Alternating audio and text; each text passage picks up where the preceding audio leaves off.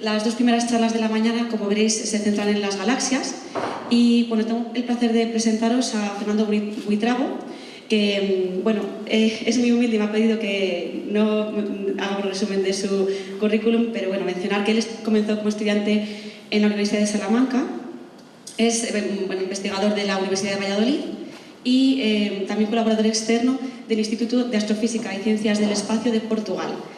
Su especialidad es la física extragaláctica, sus estudios se centran en las galaxias y es de lo que nos va a hablar. El título de la charla se titula Yo vivo en una galaxia y creo que nos va a hablar algo de más que solo de Star Wars. Fernando.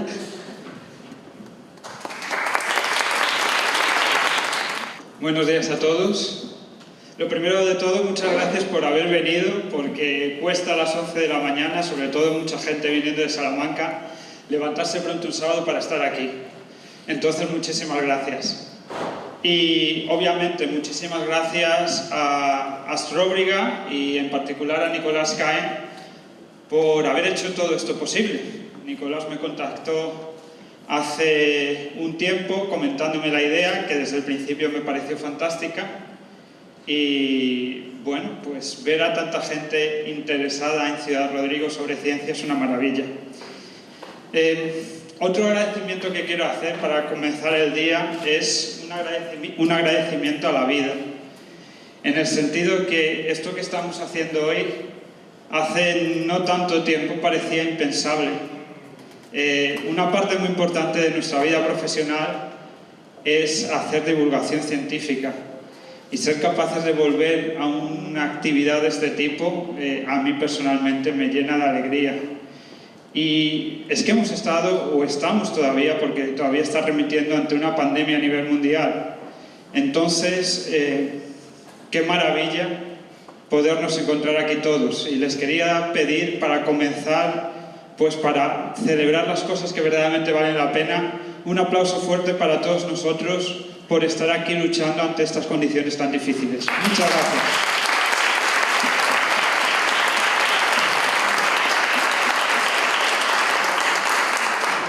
Y después, pues, quiero, antes de comenzar, por favor, ¿me podéis poner la primera de la presentación?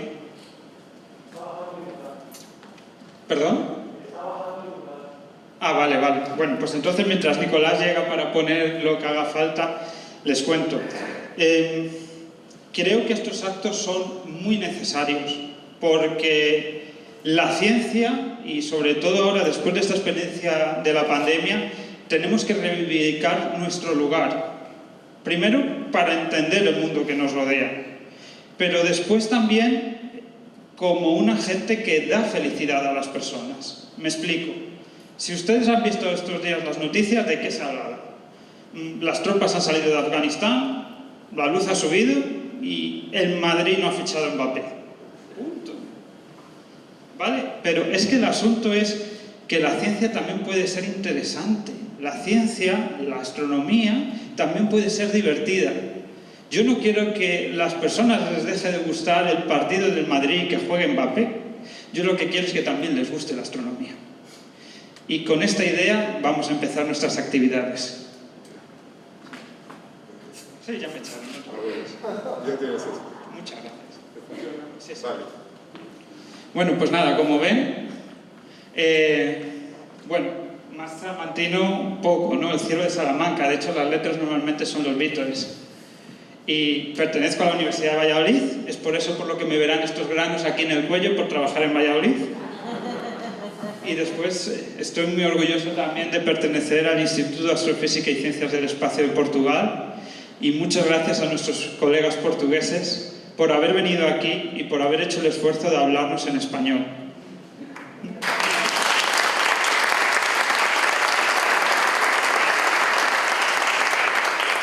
Estábamos hablando también antes con Blanca Troughton que sería muy importante que los astrónomos amadores, los astrónomos amateurs portugueses, se federaran también y pudiéramos ser capaces de hablar directamente los astrónomos amateurs españoles con los astrónomos amateurs portugueses. Pero bueno, ya hablaremos todos de negocios. Ahora, sin más dilación, vamos a saltar a galaxias. Y aparte de lo que les había dicho, que tengo mucha ilusión en hacerles hoy esta charla, les voy a confesar un secreto. Estoy muerto de nerviosismo. ¿Por qué? Porque en esta reunión de hoy hay mucha gente que sabe muchísima más astronomía que yo, algunos de ellos profesores míos, y les estoy dando yo una charla, yo no sé qué pinto aquí. Yo vivo en una galaxia, pues es lo que nos cuentan, pero yo no sé si esto es cierto o no es cierto. He cogido esta foto porque me parece bastante como vemos el cielo normalmente, o por lo menos como lo vimos ayer por la noche. Aparece aquí de repente como una nubecita luminosa con unas nubes oscuras por medio. Y a mí eso me dice que es una galaxia. Entonces, ¿qué es esto que estoy viendo en esta foto?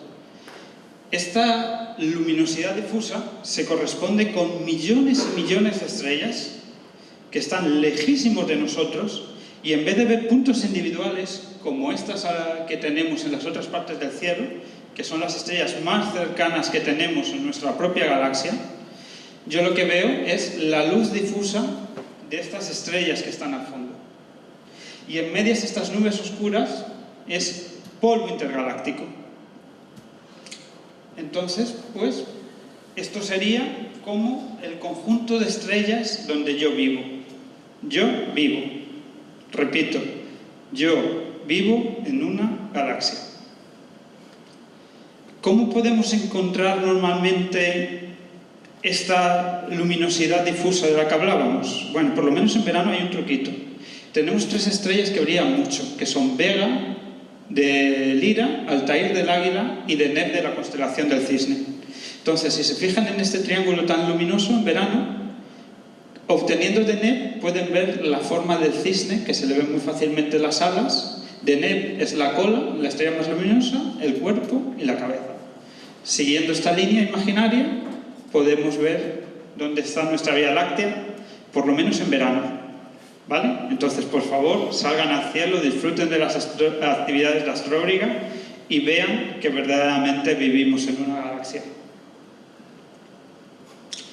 Hay otra galaxia en el hemisferio norte que podemos ver también con el ojo desnudo, aunque yo les voy a confesar también que nunca he sido capaz de verla con el ojo, sino que tengo que usar prismáticos.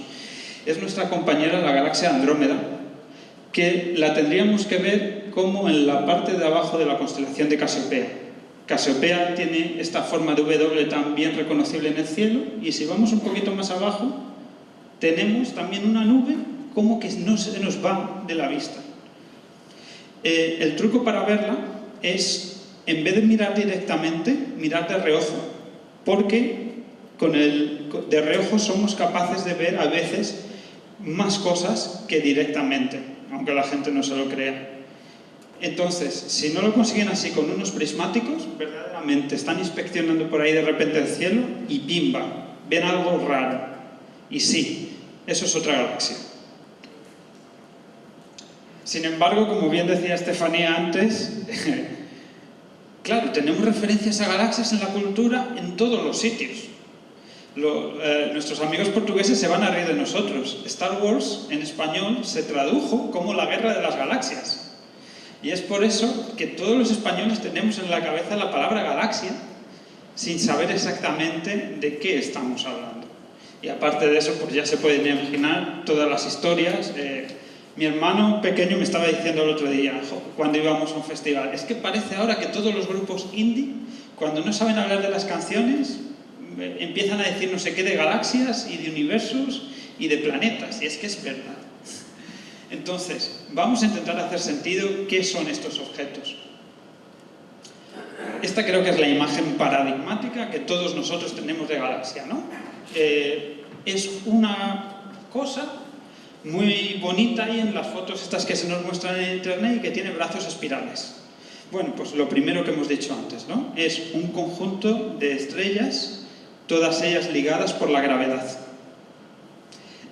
Yo tengo una anécdota también muy simpática, una vez en Portugal intentándole explicar a una niña pequeña lo que era una galaxia, ¿no? Y le dije, mira, cuando tú tienes muchos planetas juntos dando vueltas, tú tienes un sistema solar. ¿Y qué pasa cuando tú tienes muchas estrellas juntitas? Y la niña me dice, Una constelación, pues sí. Lo único es que cuando tienes muchísimas más, es cuando tú tienes una galaxia. Ya ven que nuestro Sol ocuparía aquí un lugar alejado del centro, un centro que tiene esta forma, vamos a decir, de pepino, y el Sol va rotando también como si fuera, como decíamos antes, un sistema solar. Estamos a una distancia del centro de aproximadamente 30.000 años luz. ¿Y qué es un año luz? Un año luz, aparte de ser la definición, la distancia que recorre la luz en un año, en lengua que todos entendemos, son 10 billones de kilómetros. Entonces, si cogen 10 billones de kilómetros y lo multiplican por 30.000, no hace falta que lo hagan, porque creo que nadie en esta audiencia llega a entender mínimamente lo que eso significa. ¿Vale? Entonces, son verdaderamente números astronómicos. Y la velocidad de rotación que tenemos ahora mismo con respecto al centro de la galaxia son 220 kilómetros por segundo, o en otras palabras, 800.000 kilómetros por hora. Y sí, aunque ustedes no se den cuenta, ahora mismo nos estamos moviendo a 800.000 kilómetros por hora.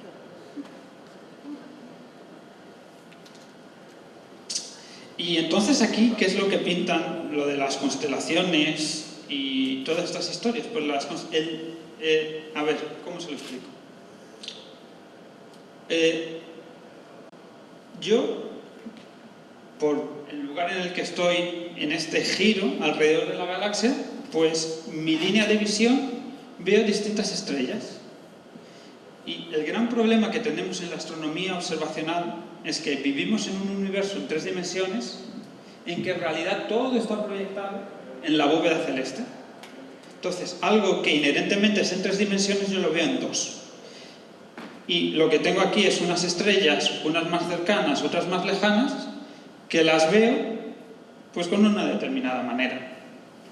Entonces, primera lección que tienen que sacar de esta charla, que ni las constelaciones, ni los zodiacos, ni nada de eso tienen ninguna relevancia en la vida del hombre ni en la vida de nadie. Si estuviéramos un poquito más allá, veríamos cosas diferentes. Y que todas las estrellas que vemos en nuestro cielo como objetos puntuales son solamente los objetos más cercanos que tenemos. Si son capaces de leer el inglés, todas las estrellas que ves por la noche están contenidas en este círculo amarillo. Estrellas que inherentemente también unas son muy diferentes de las otras. Aquí con esta pequeña flecha verde les tengo indicada cómo es el Sol. El Sol, creo que no le desvelo nada que nadie no sepa, no es una estrella ni muy grande ni muy pequeña. Somos del montón. Pero, como decía también la canción del señor Chinarro, pero todo el montón era mío. Tenemos un valor inherente por estar aquí. Tenemos un valor inherente por ser el universo estudiándose a sí mismo. Como ven también, hay muchísimas más estrellas muy pequeñas que estrellas muy grandes. Los tamaños aquí están a escala, pero lo que no está a escala es la cantidad de estrellas. De estrellas gigantescas hay muy pocas en comparación con estrellas muy pequeñitas. Y ya ven también que aparte de los tamaños, los colores son muy diferentes. El Sol pues tiene un color, vamos a decirlo así, amarillento, las más pequeñas y algunas que están en una fase de evolución cercana a la explosión son rojas, y las mayores del universo son blancas o son azules. Y lo pueden ver a ojo. Eso también se puede ver a ojo. ¿Y cómo son de grandes las estrellas? Bueno, pues aquí les tengo puesto un pequeño dibujo que nos ilustra bastante bien el asunto. Tenemos el Sol, el planeta Júpiter y la Tierra, que es esta cosita de aquí. Si pusiéramos Júpiter en línea, como ven, hay 10 veces Júpiter, 10 veces el diámetro de Júpiter en el diámetro del Sol.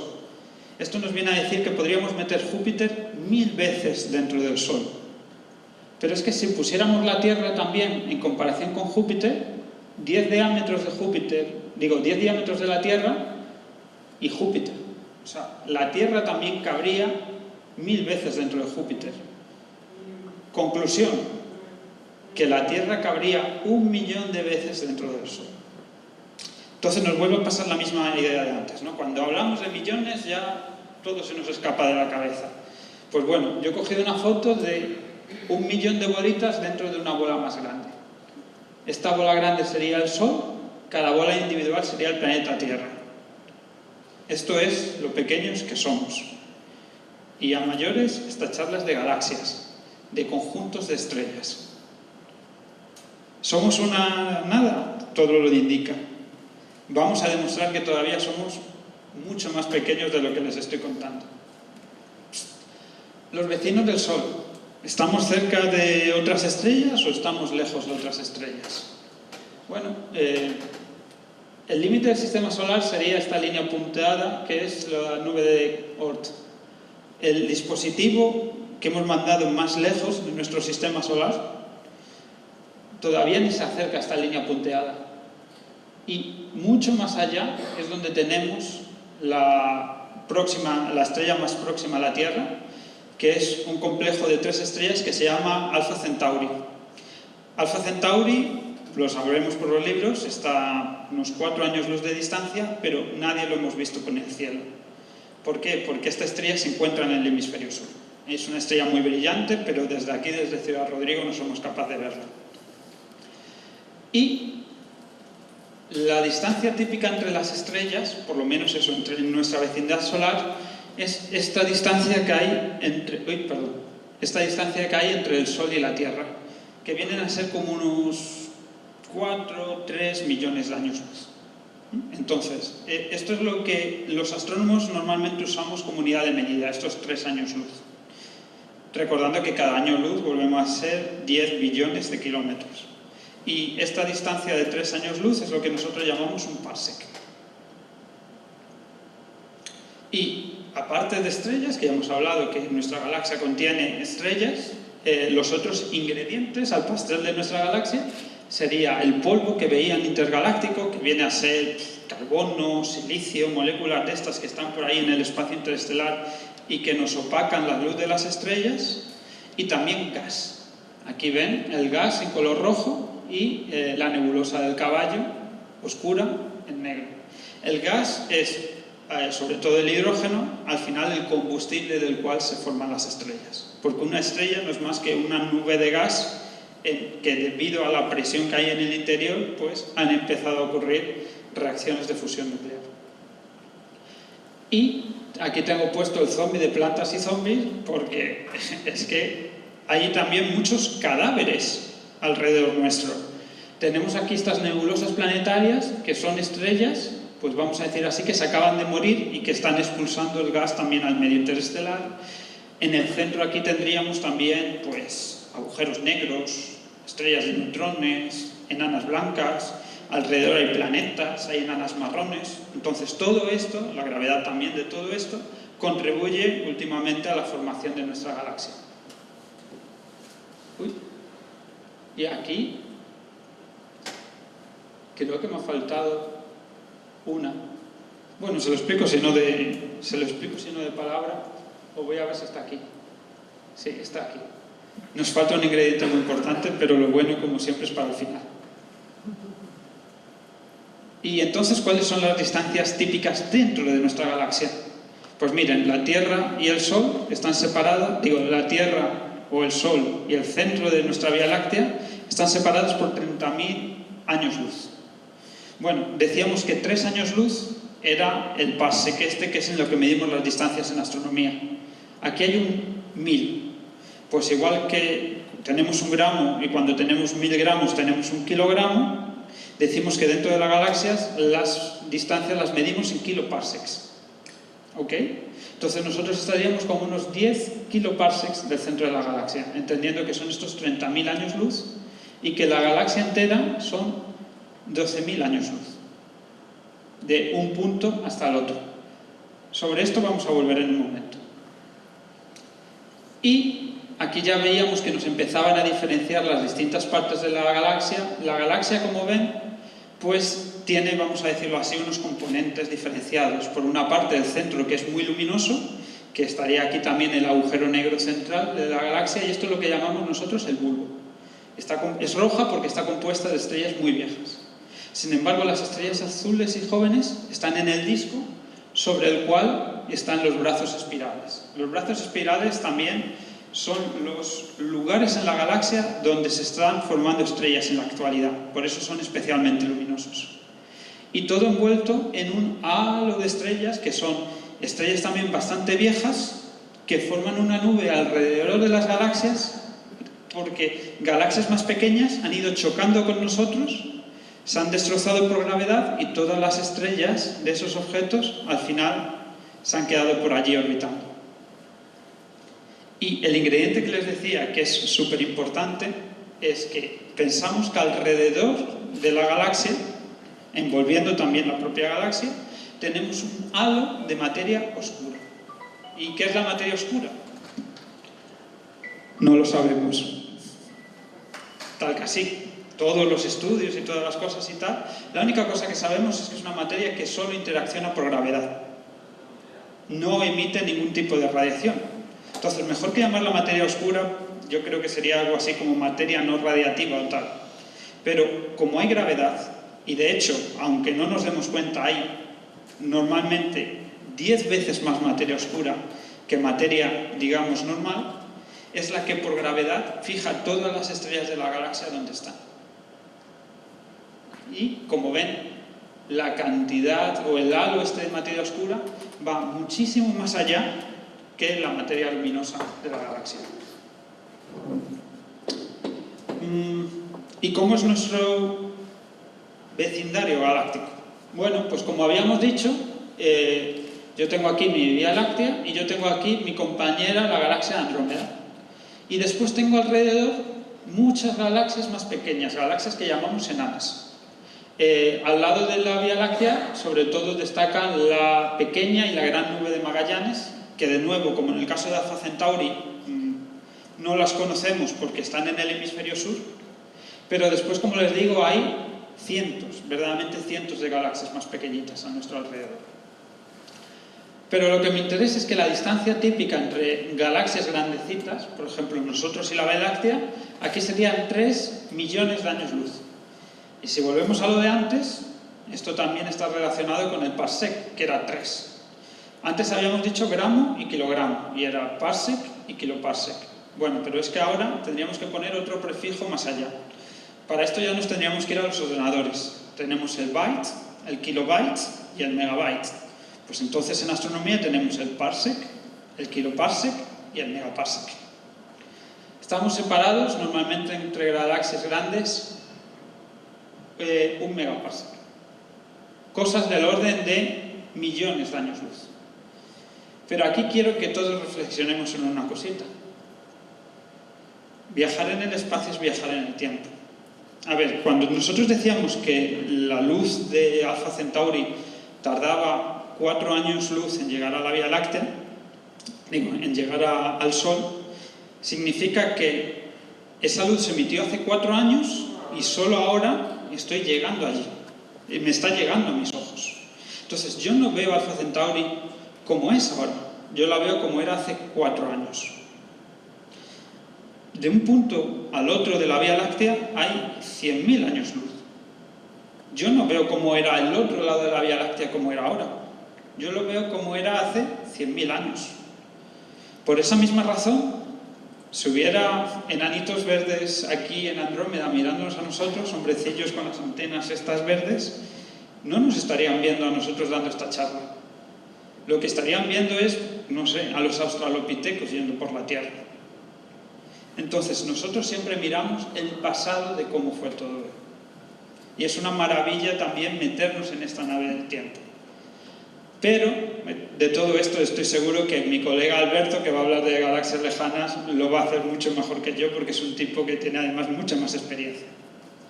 Y hablando de eso, también conociéndolo no lo va a decir, pero bueno. Alberto acaba de sacar un libro. Yo, como soy amigo, puedo hacer publicidad. Tras el Big Bang. Y lo he empezado a leer y me parece una chuminada. Entonces, lo que quiero aquí pedir delante de todos ustedes es: Alberto, cuando tengas un ratito, fírmamelo, por favor.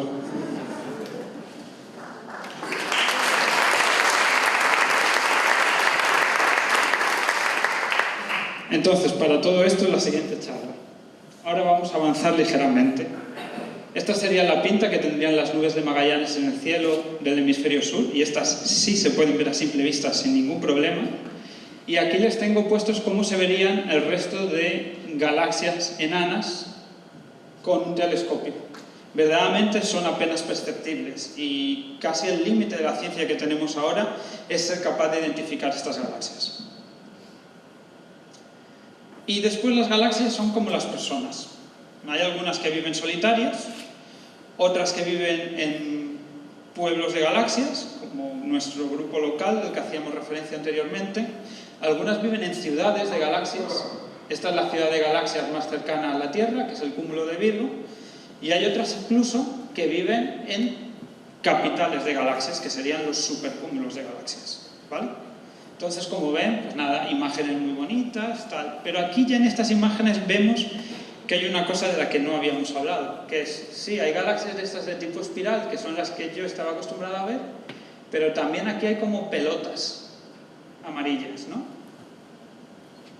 Antes de llegar a esto, solamente decir que nosotros vivimos en un país de galaxias que estamos llamando la Nikea, que es donde está nuestro pueblo de galaxias, pero también hay estas grandes capitales de galaxias. Pero, volviendo al tema este de... hay galaxias de distintos tipos, sí, las que nos han vendido siempre son estas espirales tan bonitas, ¿no? Pero también hay otras pelotas de estrellas que son las galaxias espirales, digo, las galaxias elípticas. Entonces, aquí tenemos las que están formando muchas estrellas y por esto tienen forma azul, y las que ya no están formando estrellas y han pasado otras cosas, que son las galaxias elípticas. Y entre medias incluso tendríamos un tipo donde solo hay un disco, pero no hay formación estelar, que son las lenticulares. No, y voy a acabar antes, si el asunto es no aburrir. Aquí tenemos también otro tipo que ahí nos saldrían en el diagrama del tenedor, que serían galaxias sin una forma aparente, como cualquiera de estas galaxias enanas, que son las galaxias irregulares, y galaxias que tienen una forma muy peculiar. ¿A qué se debe esta formación peculiar? Bueno, aquí ven como 1, 2, 3, 4, 5, 6. En este caso tenemos dos galaxias de tipo espiral que están chocando una con la otra. Y al final de una fusión de galaxias normalmente queda un revoltijo informe. Y esto tiene mucho que ver con las galaxias elípticas. Pensamos que las galaxias elípticas son el fruto de una colisión de dos galaxias más pequeñitas. Y ya voy a terminar la charla, porque como les decía, vienen curvas, estamos empezando la mañana, solamente quiero que se queden con esta idea de que verdaderamente yo vivo en una galaxia, ¿ok? Entonces, hay una foto con la que me gusta terminar mucho las charlas, que es la foto de familia de Carl Sagan. Carl Sagan, quizás el mayor divulgador de todos los tiempos, cuando las ondas Voyager salieron del sistema solar, pidió que se hiciera una foto de cómo nos vemos desde la lejanía. Y esta foto es el Sol con puntitos que ven aquí en zoom, que son los planetas. Y en estas fotos que hizo desde fuera del sistema solar, nuestra Tierra es solamente un píxel. Y no nos estamos yendo a la estrella más cercana, ni nos estamos yendo al límite del sistema solar. Nos estamos solamente yendo a la órbita del último planeta. Y somos apenas perceptibles. Y como hemos visto, cabríamos 1 millón de veces dentro del Sol, y las distancias intergalácticas son gigantescas, cuando no... Bueno, pues eso, que verdaderamente somos muy, muy pequeños. Pero en esta foto, o en el párrafo que describe esta foto, Carl Sagan dice que todo lo que conocemos, todo lo que amamos, todo lo que cualquier ser humano ha conocido o amado, se encuentran suspendidos en este punto azul pálido en mitad de este rayito de luz. Pues somos pequeños, pero somos muy interesantes. Entonces, por favor, las galaxias, o la astronomía en general, son parte de nuestra vida cotidiana, de una forma mucho más interesante que cualquier zodiaco, cualquier constelación, cualquier cosa nos haga ver. Aquí, por ejemplo, tenemos una foto de la galaxia, del centro galáctico, y este de aquí soy yo. Esto es real. Que una galaxia, hemos aprendido que es un conjunto de estrellas, pero es mucho más que un conjunto de estrellas. Están ocurriendo cosas verdaderamente asombrosas en estos objetos. Y que todas estas cosas las podemos conocer y divulgar gracias a gente como la agrupación Astróbriga, que se han currado este sistema solar tan chulo que vamos a poder disfrutar a partir de ahora. Muchas gracias a todos por haber creado, muchas gracias Astróbriga por haber creado este sistema solar y muchas gracias a todos por participar en estas actividades. Gracias.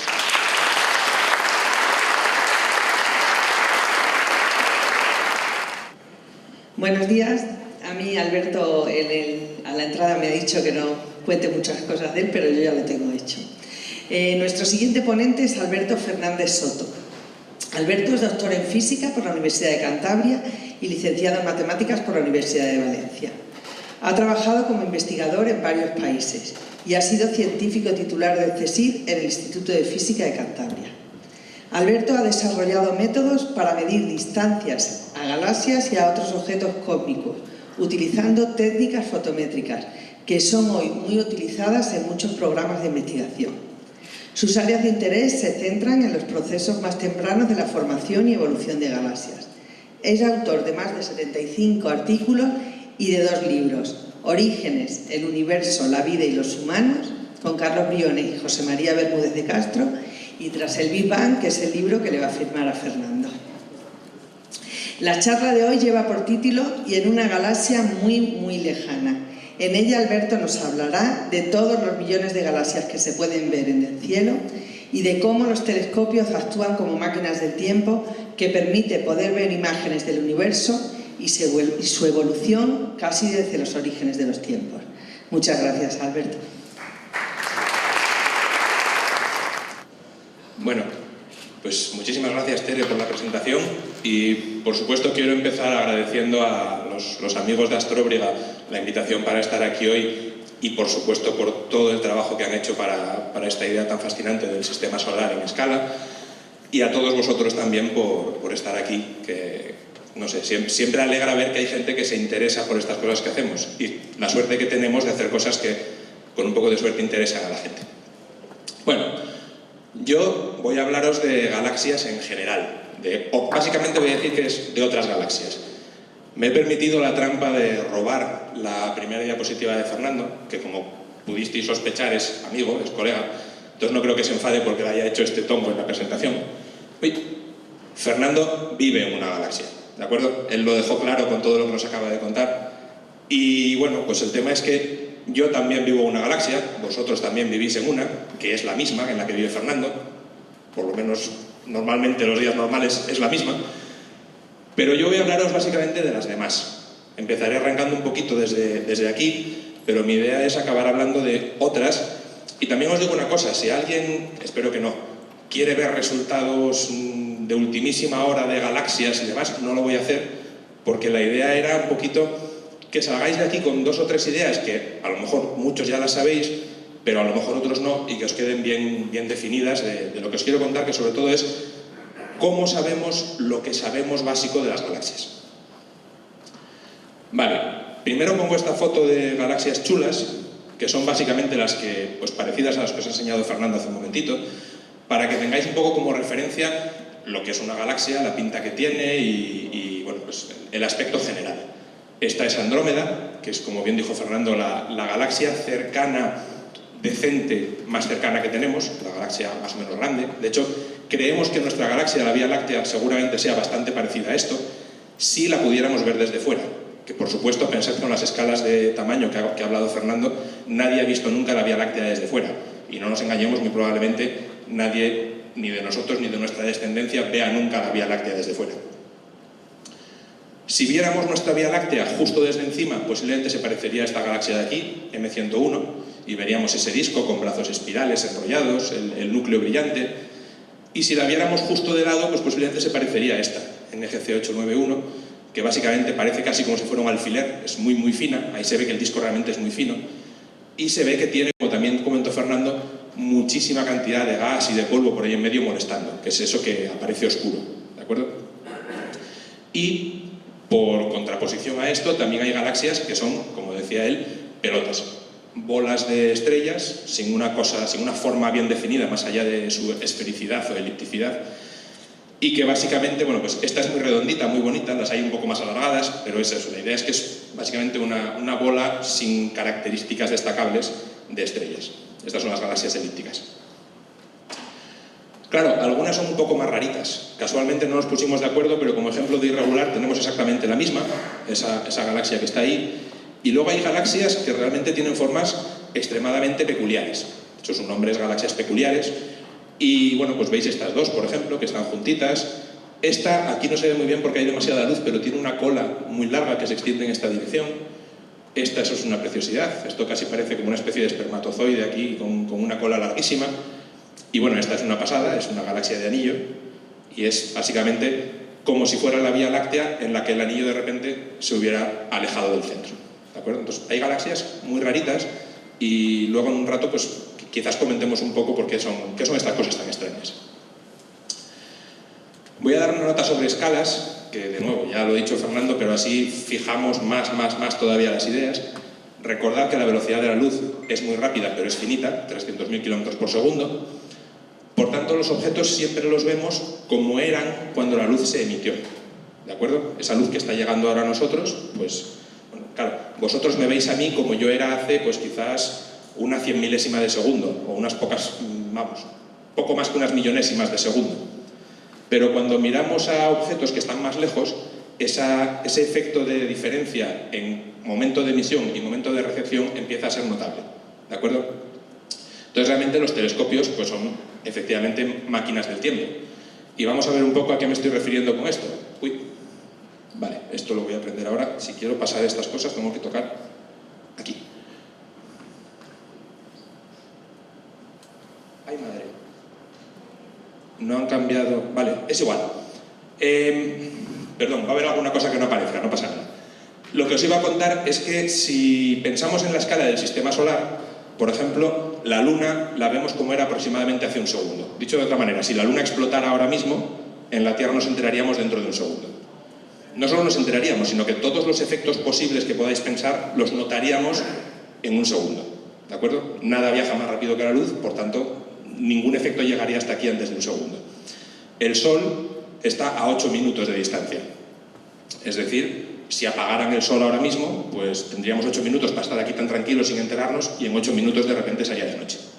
Y así, pues sucesivamente con distintas escalas. Por ejemplo, pensad cuando, siempre que tenemos estas misiones espectaculares de la NASA o de la Agencia Espacial Europea, ahora de los chinos también, que llegan a Marte, se habla de esos minutos en los que la nave se supone que ya o ha aterrizado o se ha esmorrado contra el suelo o ha pasado algo, pero aquí no lo sabemos.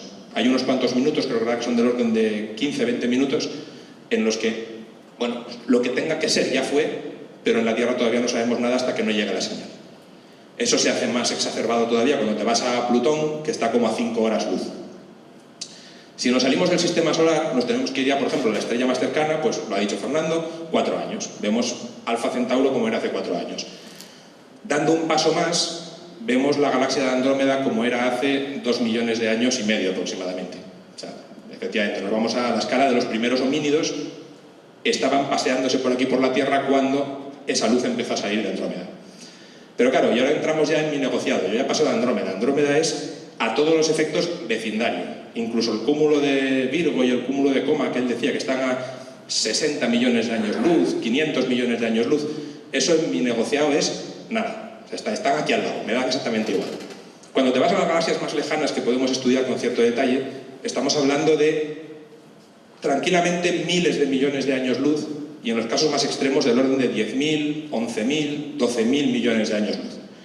¿Qué quiere decir eso? Que si pensáis que el modelo que tenemos del universo y de las cosas del espacio nos dice que el universo tiene unos 13.800 millones de años, es decir, el Big Bang, el origen, esa cosa que ocurrió hace 13.800 millones de años, podemos ver objetos, galaxias, estrellas más o menos parecidas a la nuestra, hasta hace unos 12.000 millones de años. 12.500, y si rascas un poco y te crees lo que decimos a veces, hasta 13.000 incluso.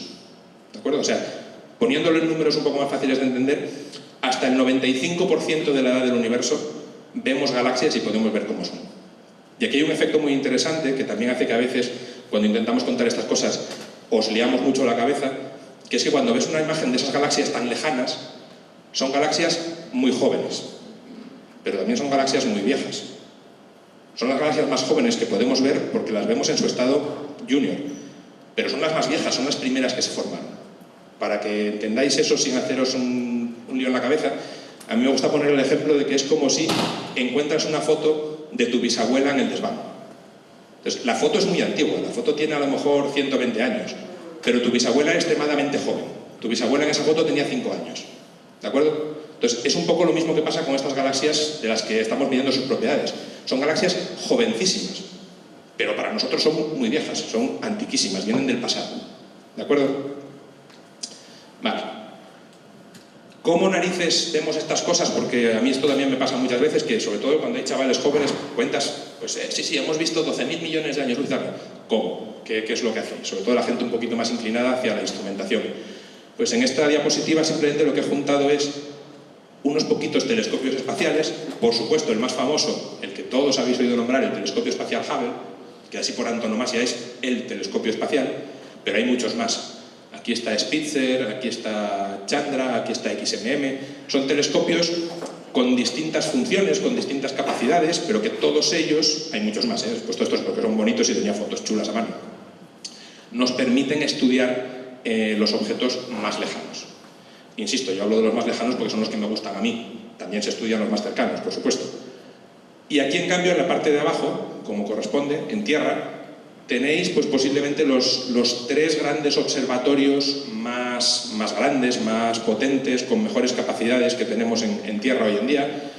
El telescopio de Paranal, que alberga 4 telescopios gemelos, es la foto que enseñaba antes Fernando, si no reconocí mal la silueta, es en este observatorio, que cada una de estas cúpulas que veis aquí, que no parecen cúpulas pero lo son, alberga un telescopio de 8 metros de diámetro, ¿de acuerdo? Básicamente, pues la escala sería que básicamente ese espejo lo meterías en este teatro y quedaría encajado bastante justito. Este segundo observatorio es el observatorio de Mauna Kea, en la isla de Hawái, que alberga 2 telescopios de 10 metros, los 2 Keck, y otros varios telescopios de 8 metros, este es uno de ellos, este es Subaru me parece. Y este de aquí es el observatorio de Roque de los Muchachos, en La Palma, que alberga el telescopio Canarias, el telescopio de 10 metros español, 10 metros y medio, y varios telescopios más, entre comillas, más pequeños, de solo 4 metros, 2 metros, etc.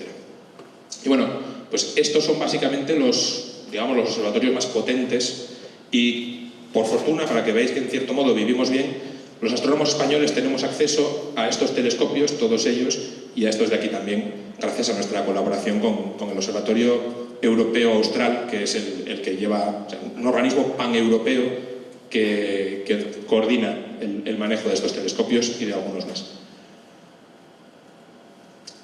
¿Cómo hacemos para ver galaxias verdaderamente lejanas? Y aquí me vais a tener que creer de palabra porque os lo voy a contar y va a ser fascinante aunque no veáis el vídeo. Culpa mía, que conste que puse unos vídeos y ahora resulta que no están funcionando bien. La idea es que seguro que aquí hay gente que hace fotografía. Si hacéis fotografía sabéis que cuando estás en un sitio oscuro lo que haces es cambiar el tiempo de exposición de la cámara, de forma que en vez de hacer una foto en una centésima de segundo, pues dejas la abertura que se abra durante 1 segundo, 2 segundos, 5 segundos. Eso tiene la pega de que si el objeto se mueve, la foto te sale movida, pero si tienes un buen trípode y el objeto está parado, pues haces una foto y consigues coger luz que de otra forma no podrías ver, ¿de acuerdo? Vale, pues pensad que el telescopio espacial, que tiene una cámara que tiene 2 metros de diámetro, es decir, un ojo muy grande, lo que hizo fue dejar la cámara abierta durante 10 días consecutivos. Entonces, durante 10 días consecutivos eligieron un trocito muy pequeño del cielo en el que básicamente no se veía nada, no había ninguna estrella, no había ninguna galaxia más o menos grande, no había nada. Y cuando digo muy pequeño, es muy pequeño, es básicamente una fracción que podría encajar perfectamente en un cráter de la Luna, ¿de acuerdo? Un trocito de cielo de nada, oscuro. Y ese, bueno, sí que os puedo enseñar la siguiente diapositiva que se ve ahí. ¿Estás intentándolo? Si quieres, vale, pues... No, pero es que ahí no se va a ver, no te preocupes, no... Gracias. Gracias y perdón otra vez. Lo que pasa es que ahora se salió del todo.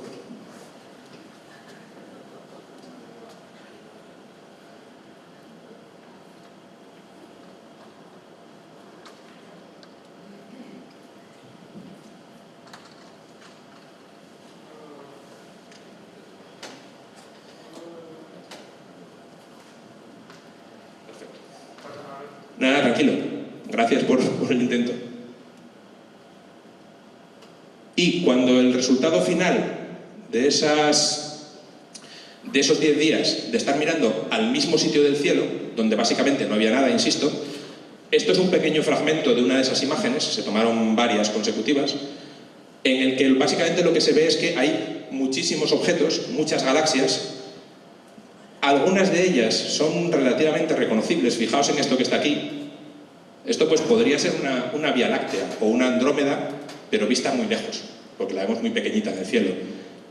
O a lo mejor esto que está aquí podría ser una galaxia elíptica, una pelotita de estrellas, sin mirar la que os enseñé antes, pero claro, aquí la vemos 1000 o 10.000 veces más pequeña porque está muy lejos en el cielo, no está en nuestro vecindario como las que veíamos antes.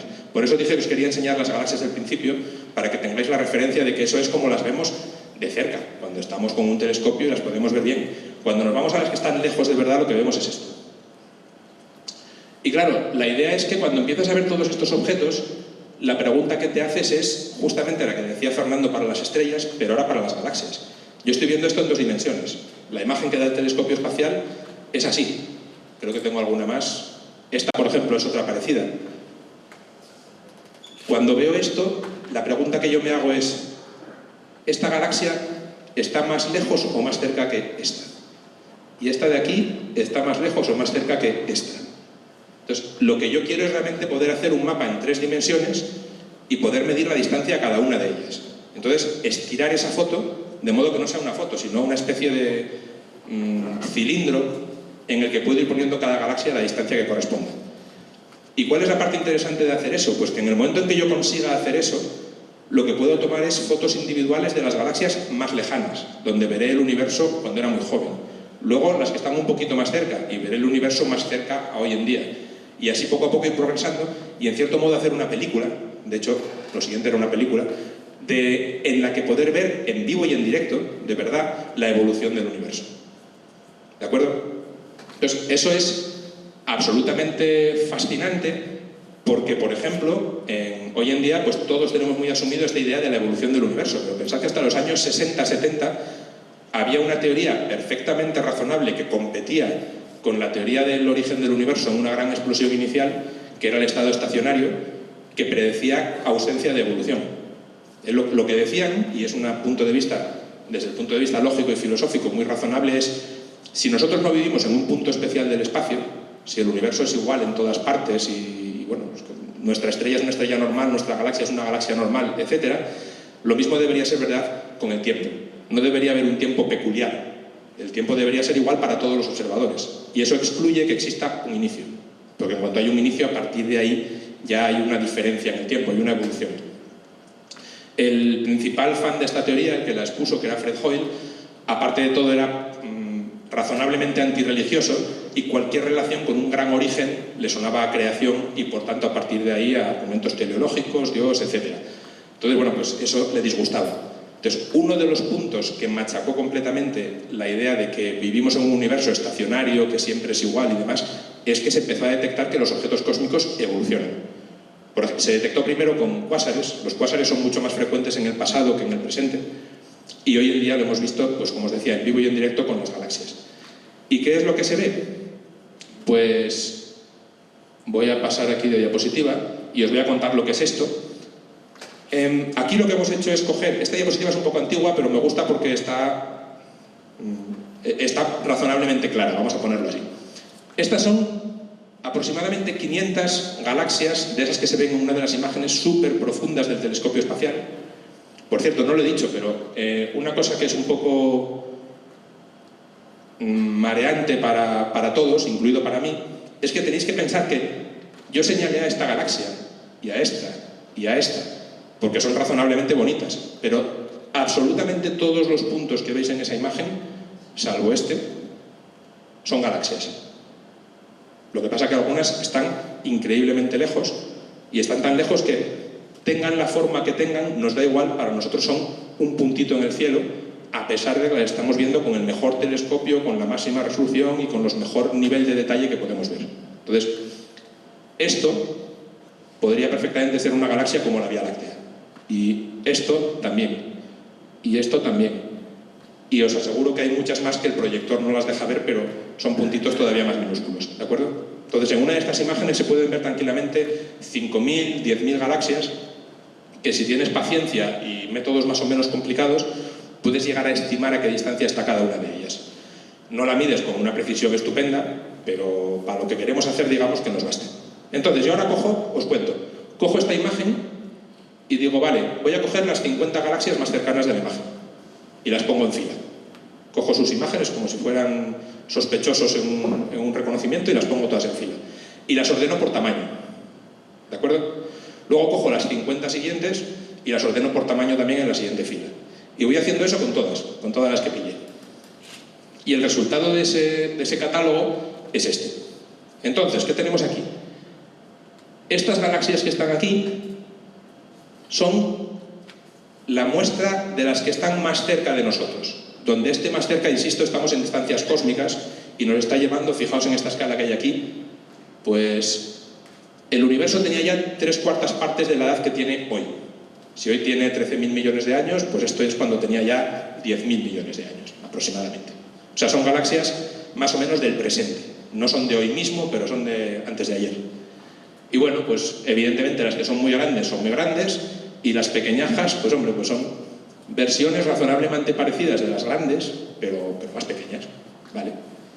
Si me voy a la segunda fila, son el siguiente grupo de, creo que son 50 o 40 o las que sean, pero que están un poquito más lejos, son la segunda rodaja del universo. Y veis básicamente lo mismo. Las primeras son grandotas, son galaxias grandotas, bien formadas, que si vierais la galaxia completa, que solo se ve el centro, pues serían discos o elípticas o cosas más o menos chulas. Y si te vas a ver que son un poco más pequeñas, pues eso, son más pequeñitas. Pero pasa una cosa interesantísima. Cuando pasas más o menos de la mitad de aquí, de más o menos un tercio de la edad del universo, el 35%, el 40%, estas galaxias preciosas, bien formadas, desaparecen, ya no están.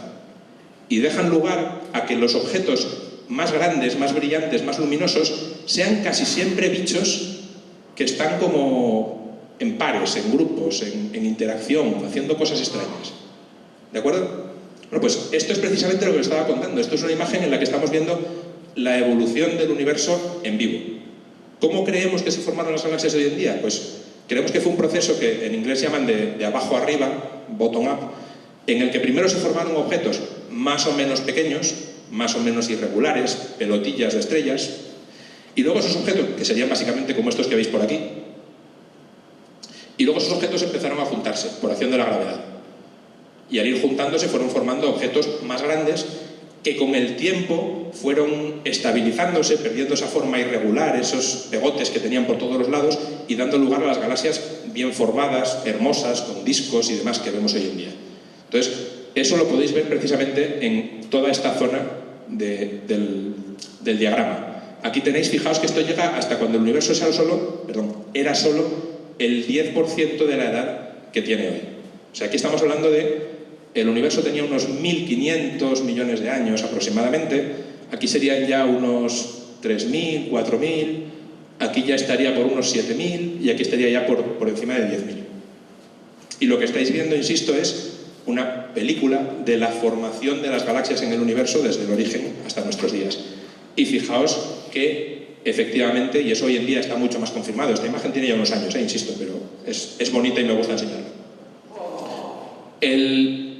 A partir de más o menos 2/3 de la edad del universo, las galaxias que hoy consideramos normales, las que vemos por todos los sitios, de las que ha hablado Fernando, las elípticas, las espirales, simple y llanamente no están, no hay. Entonces, y su lugar está ocupado casi siempre por galaxias en interacción, más o menos grandes, pero sufriendo procesos de choque, básicamente.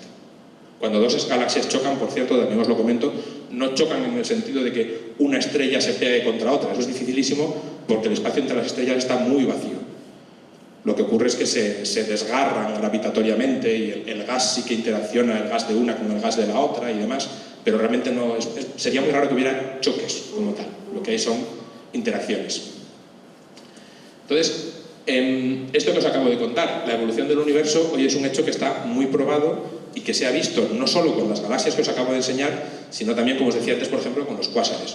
Los cuásares son objetos que emiten muchísima energía, que viven en el centro de muchas galaxias, posiblemente de todas las galaxias, pero ahí es columpiarse un poco, y lo que se ve es que eran mucho más frecuentes cuando el universo tenía, por ejemplo, la mitad de la edad que tiene hoy, que hoy.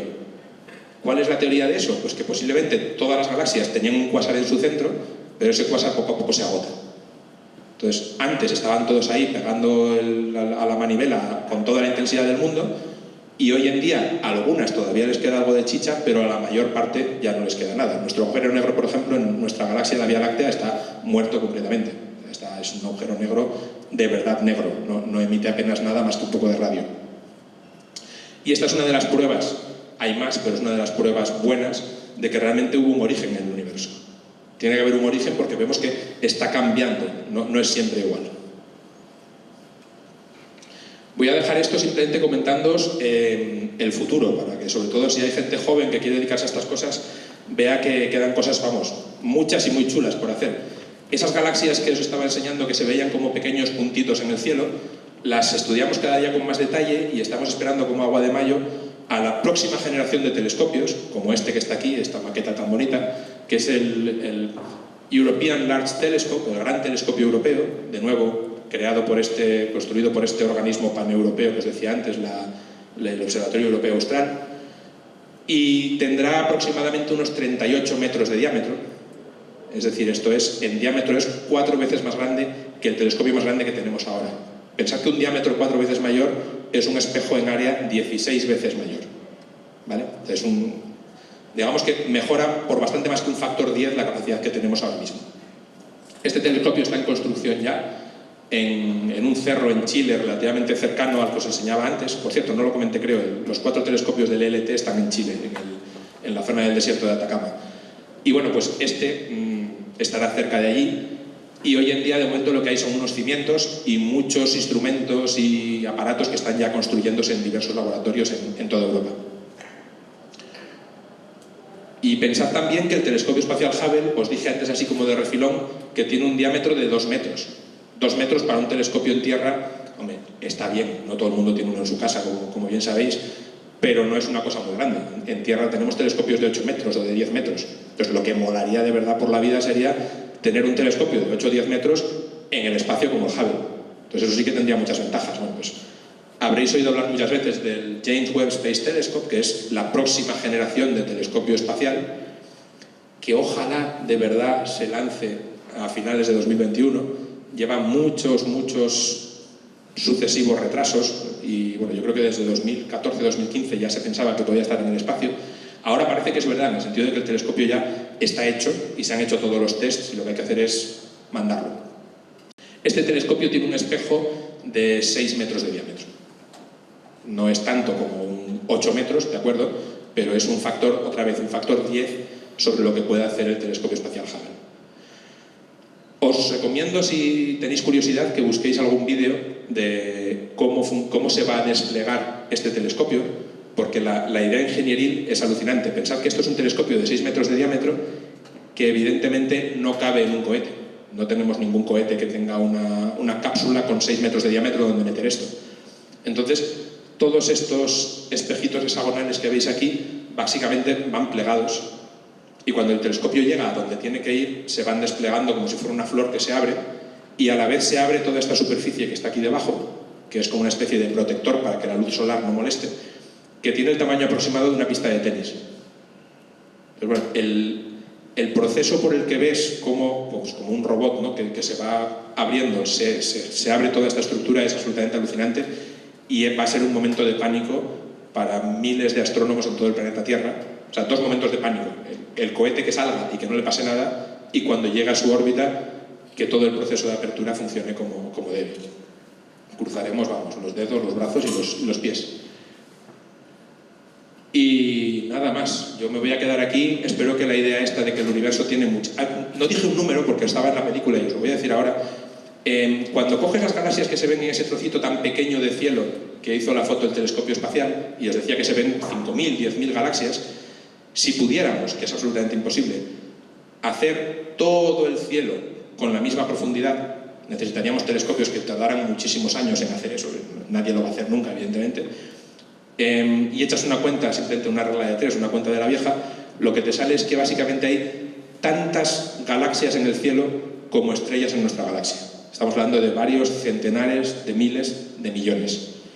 Y esto nos lleva a que lo que decía Fernando, y ahí voy a engancharme con él, en el buen sentido, somos una cosa muy pequeñita, recordadlo, y nuestra galaxia también es una cosa muy pequeñita, a pesar de que sea enorme para nosotros, y el universo es mucho más grande de lo que nosotros, en principio, podemos, vosotros y yo, concebir. Estos números, sinceramente, cuando pasas a hablar de miles de millones, tampoco los entendemos nosotros que trabajamos con ellos. No los aprendemos de verdad en nuestra cabeza. Pero hay una frase que también decía Sagan, que es que posiblemente somos la forma que ha inventado el universo para entenderse a sí mismo. Y eso nos da una importancia radical en ese contexto. Entonces deberíamos tanto cuidarnos nosotros como intentar cuidar el sitio donde estamos. Y nada más. Estos son, por ejemplo, bonitos ejemplos de galaxias en interacción de las que os contaba antes. Y nada más. Gracias. A mí me hace especial ilusión presentar a nuestra siguiente ponente. Es Blanca Trutón-Luque, por ser la única representante femenina en estas jornadas astronómicas. Blanca es malagueña, licenciada en Matemáticas por la Universidad de Málaga y ha sido profesora de Matemáticas en el IES Los Manantiales de Torremolinos. Este año ha dejado la docencia y a mí me ha contado un pajarito que el último día de clase apareció vestida del patio de Alejandría para sorpresa y admiración de sus alumnos. Ha sido presidenta de la Federación de Asociaciones Astronómicas de España, la FAE, desde su fundación en 2014 hasta 2021. Actualmente es asesora en dicha federación. Es miembro de la Sociedad Andaluza de Astronomía. Blanca es una astrónoma que está haciendo muchísimo por dar visibilidad a la mujer en la astronomía. Por ello, ha participado en el grupo de trabajo Ella es una astrónoma, fue miembro de la Comisión Mujer y Astronomía de la SEA y actualmente forma parte del equipo multidisciplinar de trabajo de la exposición Astrónomas, en el que colabora también la FAE. Y es miembro del proyecto Como tú, de la Universidad de Málaga, en el que busca dar a conocer la labor de las mujeres en los ámbitos científicos y tecnológicos. Bravo, Blanca, de verdad.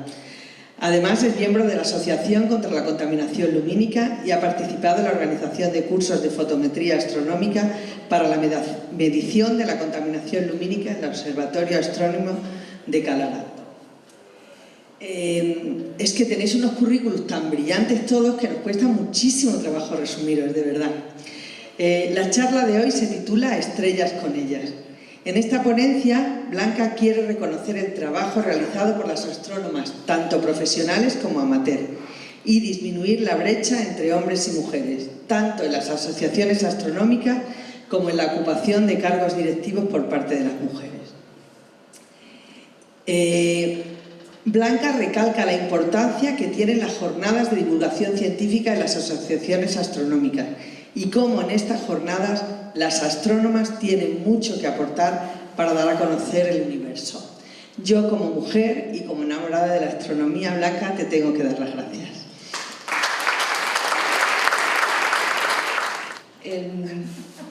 Como ha dicho Teresa, os voy a hablar de un proyecto muy interesante cuyo nombre es Estrellas con ellas, y para estrella he puesto vuestro sol, el sol de Astróbriga, para representarlo. Gracias.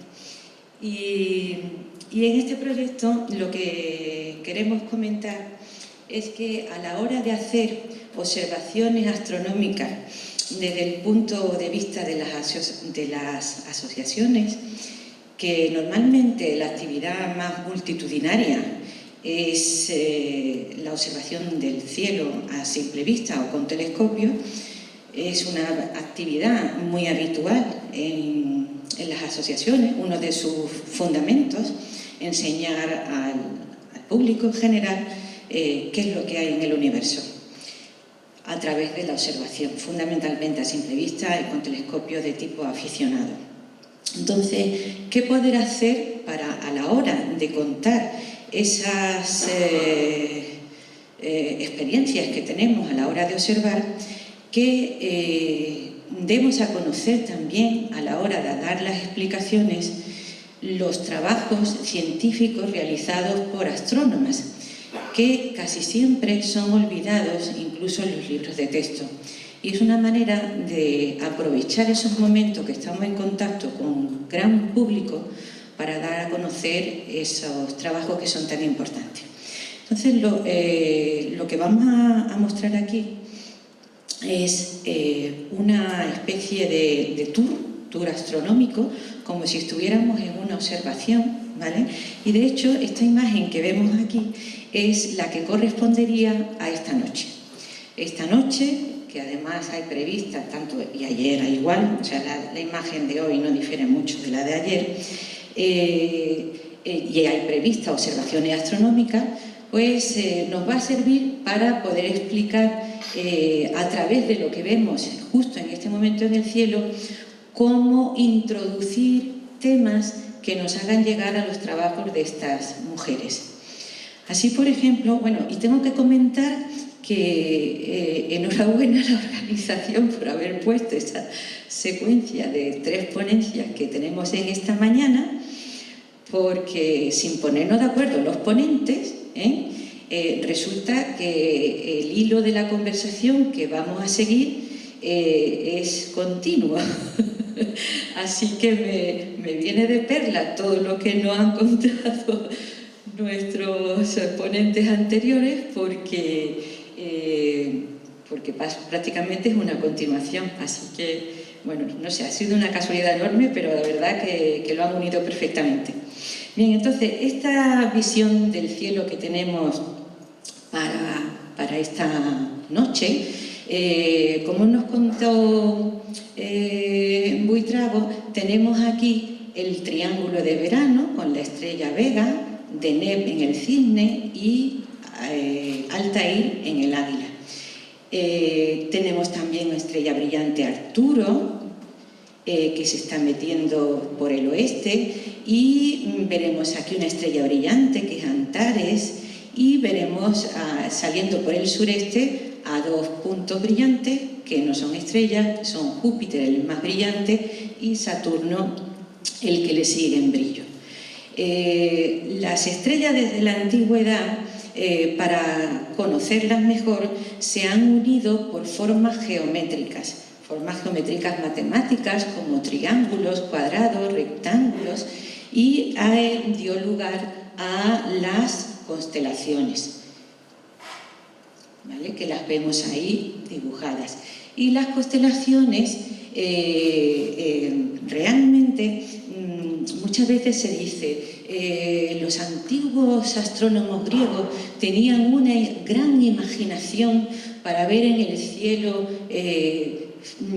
a grandes héroes, a diosas, a animales reales o fantásticos, a cosas, pero realmente no es cuestión de gran imaginación, es cuestión de alguna manera de llevar al cielo parte de nuestra civilización y de nuestros fundamentos, porque en el cielo están representadas historias que corresponden a historias vividas por la humanidad, como por ejemplo la constelación de Virgo, que representa a la diosa Ceres, que lleva en su mano una espiga de trigo y que representa prácticamente al inicio del Neolítico, cuando el ser humano puede domesticar a los cereales y cambia su modo de vida, una vida de tipo cazador-recolector a agricultor y ganadero.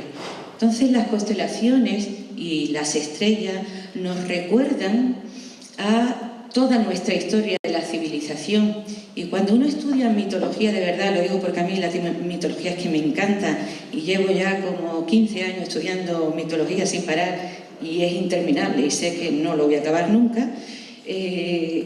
Cada vez que investigo más sobre el tema, cada vez, y son constelaciones reflejadas en el cielo, cada vez descubro más cosas de nuestra propia civilización.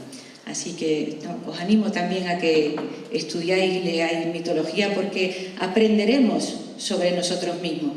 Y en ese sentido quiero recalcar la idea de que observar el cielo es también conocernos a nosotros mismos, porque nuestra historia de la humanidad está reflejada en las constelaciones del cielo.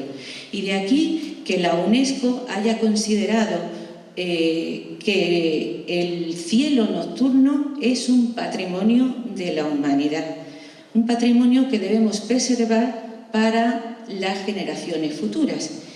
Y como yo también, dentro de la parte de la astronomía, he dedicado mucho tiempo a la contaminación lumínica, no a producirla, sino a evitarla, pues tengo que hablar de ello, no tengo más remedio.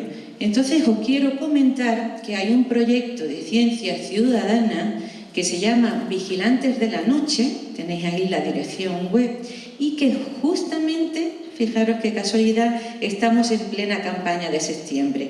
Este proyecto pretende que los ciudadanos, sin tener grandes conocimientos de astronomía, se descarguen una aplicación en el móvil y en una noche que no haya luna, como por ejemplo estamos ahora en ese periodo, por supuesto que no haya nubes en el cielo, se descargue esa aplicación y se ponga a mirar justo al cenit, ¿vale? Te pones mirando al sur, lo cual es fácil de reconocer, y si no, pues con una brújula, también a través del móvil. Y tienes que mirar al cenit. El cenit es el punto del cielo que tenemos justo encima de nuestra cabeza. Así que simplemente basta levantar la cabeza y mirar lo que tenemos arriba. Este programa está diseñado para que se pueda realizar en cualquier lugar del mundo, porque a través del GPS del móvil el software calcula las estrellas que hay justo encima de la cabeza del observador, estés donde estés. Aquí en Salamanca, en Málaga, de donde yo vengo, en el Polo Norte, en el Ecuador, en el Polo Sur. Es igual. Y nos enseña a través de 8 mapas diferentes cuántas estrellas se pueden ver. Y va, el mapa 1 es el peor de todos, que prácticamente no se ve nada, al mapa 8, que es el mejor de todos, donde se ven miles y miles de estrellas. Aquí, por ejemplo, yo he puesto el mapa número 4.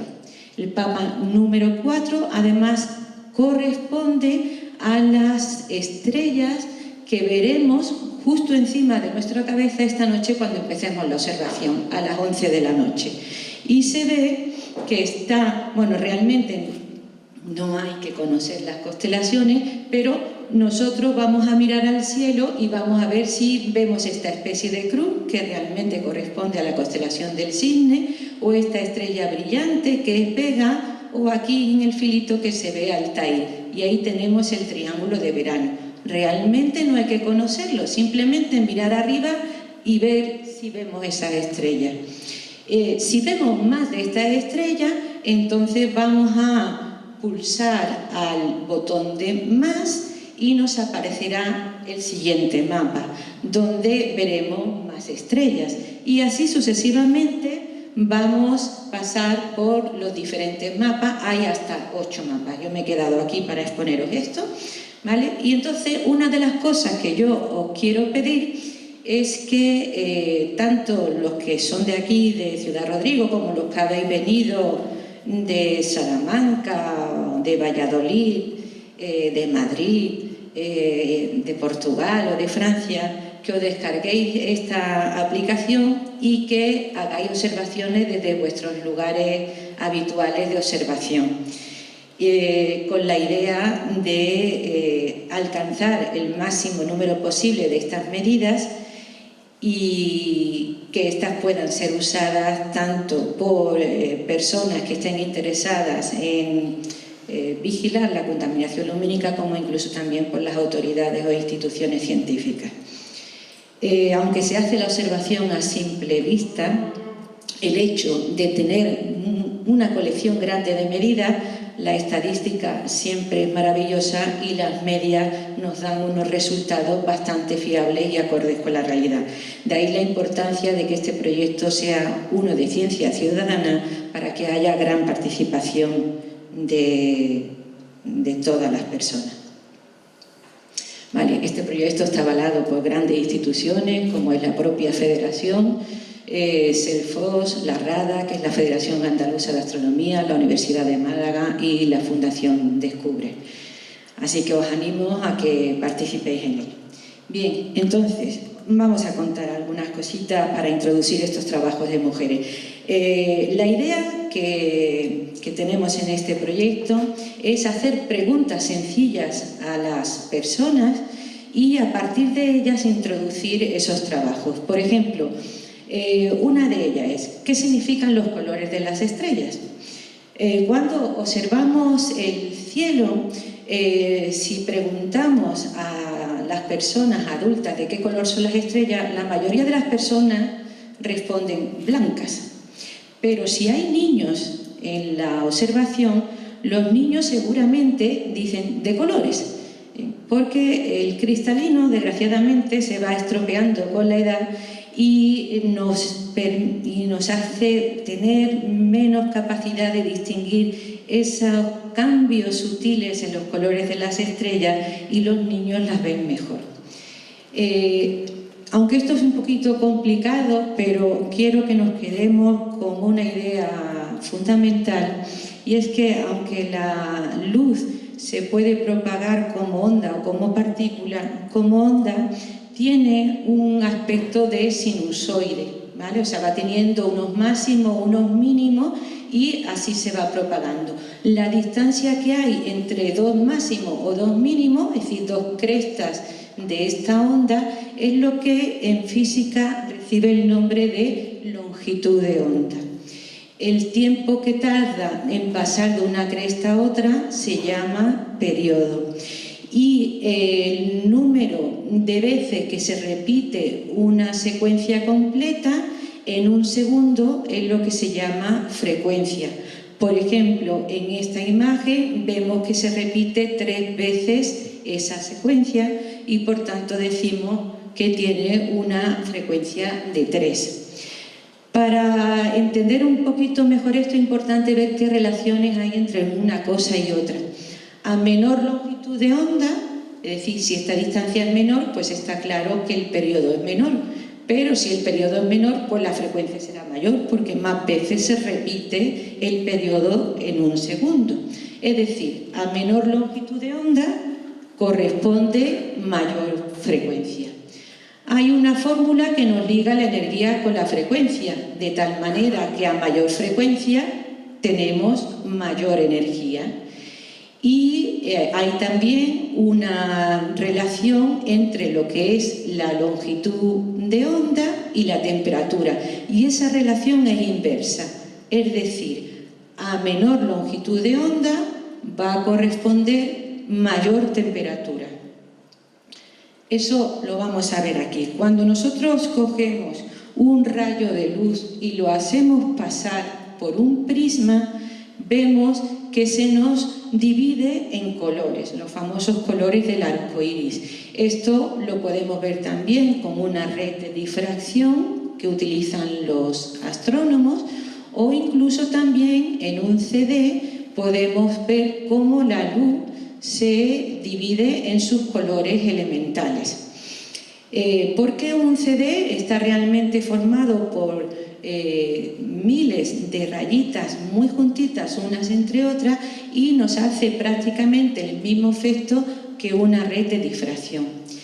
Entonces vemos que los colores tienen distinta longitud de onda.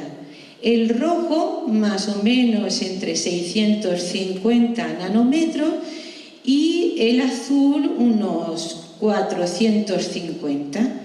La longitud de onda del rojo es mayor a la del azul y hemos dicho antes que eso corresponde a mayor longitud de onda, menor temperatura, o al revés, menor longitud de onda que es la del azul a mayor temperatura, lo cual significa que las estrellas rojas están más frías que las estrellas azules, que están más calientes, justo al contrario de lo que nos indican los grifos del cuarto de baño. Así que si nos queremos acordar del orden de las temperaturas y los colores, es justo al revés.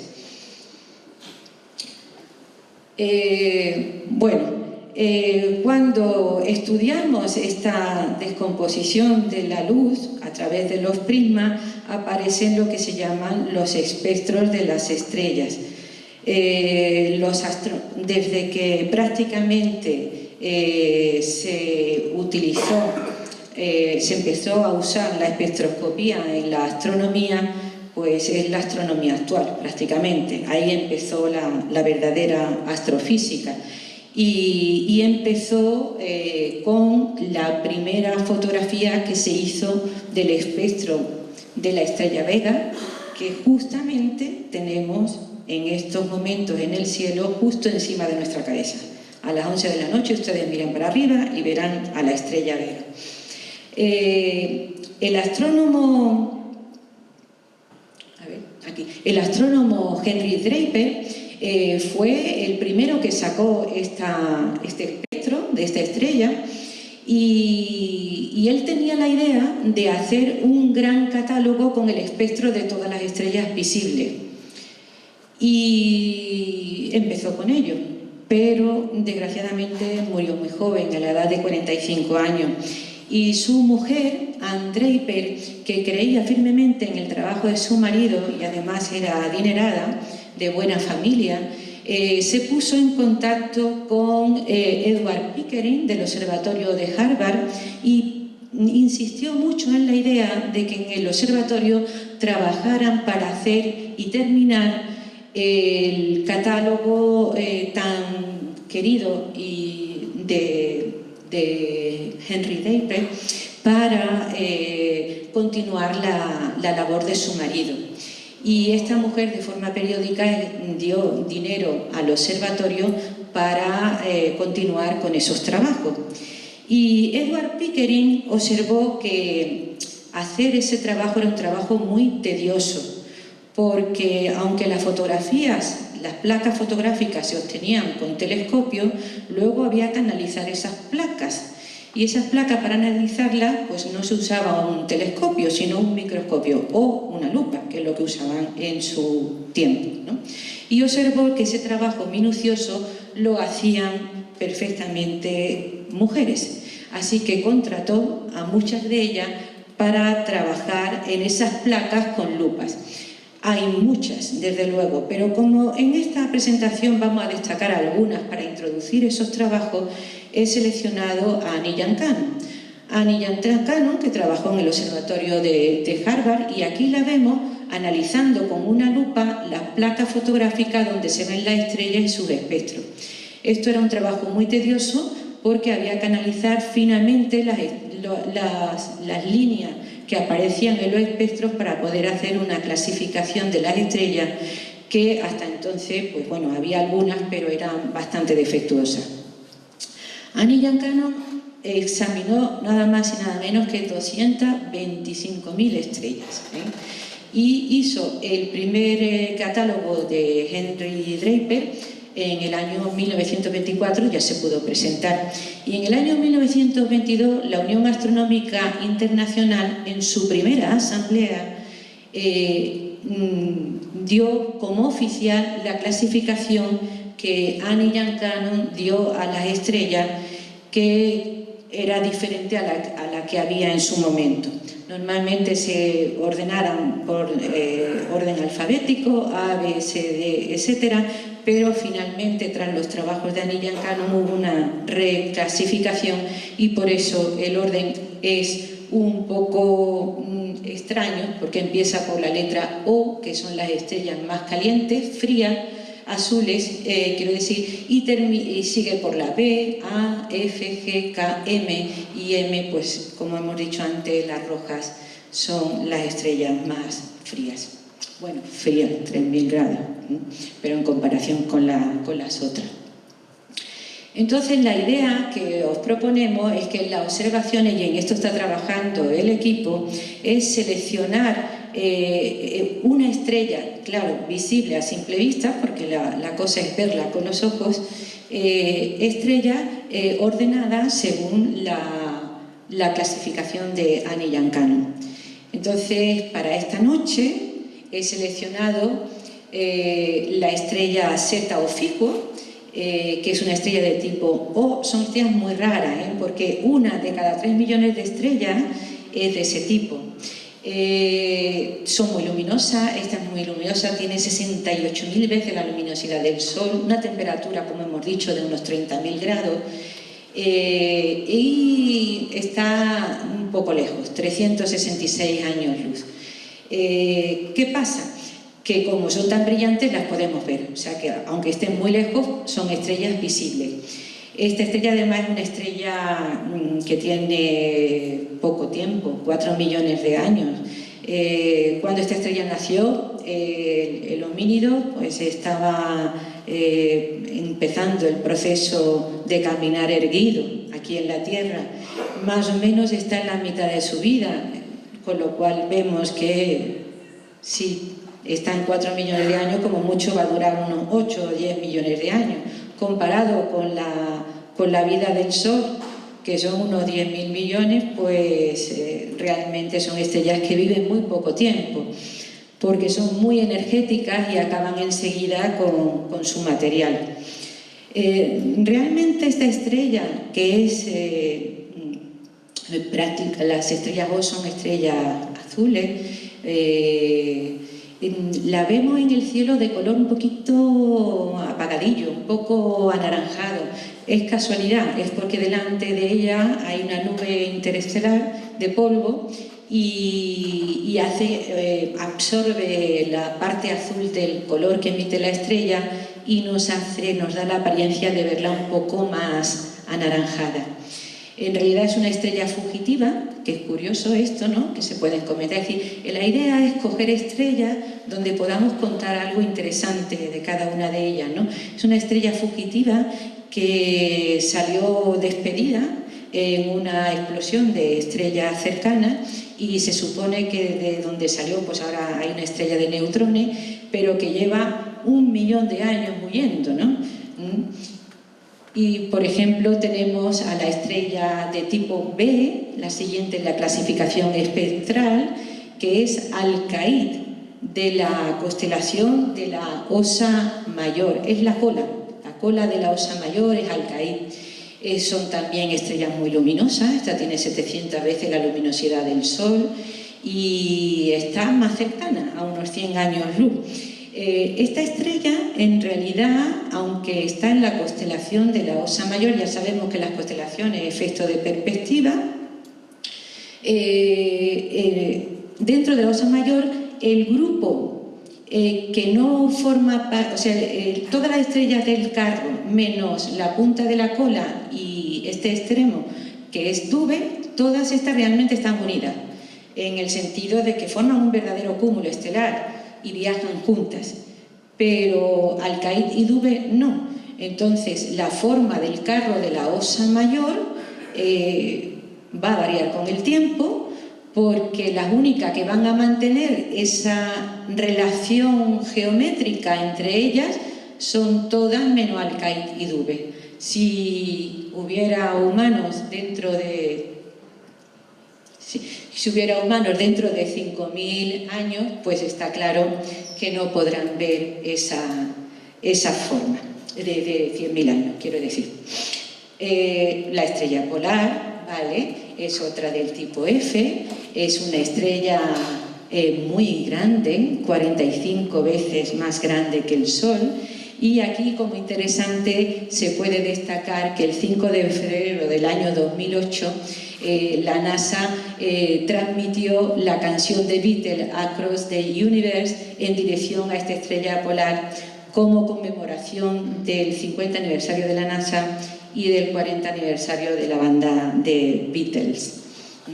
La estrella G, que es nuestro Sol, una típica de ella es Alshaín de la constelación del Águila, o la estrella K de tipo K Arturo, que está en la constelación de Bootes, o la estrella M Antares de tipo M Antares en la constelación de Escorpión.